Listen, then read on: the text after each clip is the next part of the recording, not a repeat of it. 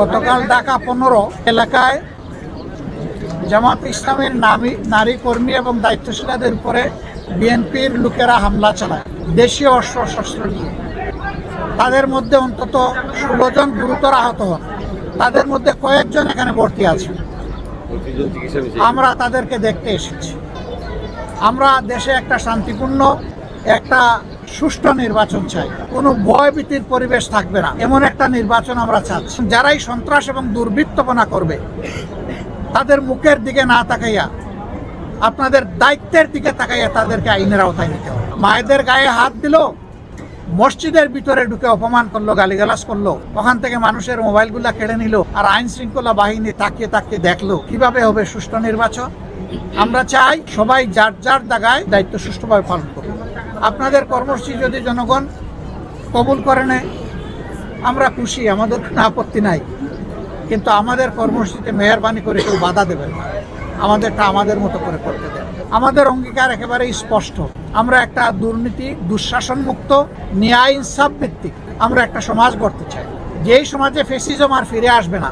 এর জন্য আমরা দুটো নির্বাচন একসাথে অংশগ্রহণ করব। 300 আসনে যারা নির্বাচনে অংশগ্রহণ করছেন তাদের সকলের প্রতি আমাদের অনুরোধ, প্লিজ জনগণের প্রতি আস্থা রাখুন। জনগণকে শান্তিপূর্ণভাবে সিদ্ধান্ত নিয়ে তার ভোট তার পছন্দ মতো প্রতীক এবং বাক্সে পৌঁছানোর সুযোগ দিন।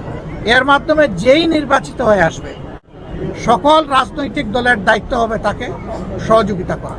তো এখনই যদি সেই 15.5 বছরের কায়দায় আবার নির্বাচনী ময়দানকে উলট পালট করে দেওয়া হয় তাহলে জাগ্রত যুব সমাজ কাউকে ক্ষমা করবে।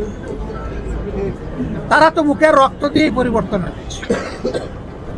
দেশবাসী আমরা তাদের সাথে ছিলাম, নেতৃত্ব তারাই দিয়েছে। যে যুবকরা যুবতীরা নেতৃত্ব দিয়েছে, যাদের বয়স 30-35 বছর হয়ে গেছে, 18 বছর বয়স থেকে তার ভোট দেওয়ার অধিকার প্রতিষ্ঠিত হয়েছে, কিন্তু আজ পর্যন্ত তারা একটা ভোট দিতে পারে না। এখন যদি কেউ আবার আমার ভোট আমি দিব, তোমারটাও আমি দিব, এই স্লোগান দিয়ে যদি কেউ ভোটের ময়দানে নামেন, এই যুব সমাজ তাদেরকে ভোটের মাধ্যমে ব্যালটের মাধ্যমে সমুচিত জবাব দেবে। আমরা নির্বাচন কমিশন এবং সরকারকে বলবো, যদি সত্যি আপনারা যে অঙ্গীকার করেছেন সুষ্ঠু নির্বাচনের, সেই অঙ্গীকার যদি আপনারা বাস্তবায়ন দেখতে চান তাহলে আপনাদের দায়িত্ব আপনাদেরকে অবশ্যই পালন করতে হবে।